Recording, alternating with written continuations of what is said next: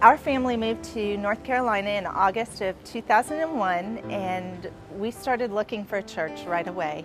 But each church that we went to just wasn't what we were looking for. And the main thing was nobody was very friendly. Nobody would reach out to us, and then we'd go home, not ever meeting anyone and never feeling comfortable.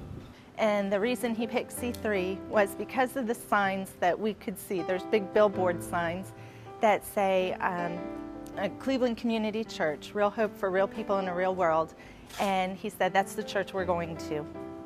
So we walked through the door, and I can remember everything about the morning. I remember exactly where we parked. I remember what I was wearing. I remember being totally nervous. But I remember the first person I met looking at me and telling me where my son's preschool classroom was. And I didn't say anything to her, but apparently she could read the look in my eyes, and she just stood up from the desk and said, never mind, don't worry about where it is, let me just take you there. And she put her arm around my shoulder and literally walked me down the hall to my son's classroom. And the whole time she was walking me down the hall, she just asked me where we were from, how long we'd been in North Carolina. And it turns out we were both from Ohio, and we were both Ohio State fans. She also had a hard time finding a church home when she had moved to North Carolina, and she just listened to me, and she assured me that my son would like his preschool classroom, which I didn't think he would. So when we got to his classroom, she took the lead. She didn't make me do it. She took the lead and introduced us, me and my son, to his Sunday school teacher and just said, Mr. Paul, this is Karen and her son, and they're a little bit nervous, but Ben needs to come to class today. Do you have room in your class or something like, I don't even remember what she said, but she just let him know that we were nervous. And right away, Paul got down on his knees and he looked in my son's eyes and said, buddy, look at all the girls I have in this classroom. I really need a man to help me out. Will you come and help me? And Ben looked in the classroom and he did see that it was all girls, there were no boys. And he looked at Mr. Paul and he walked right into class, never looked back at me.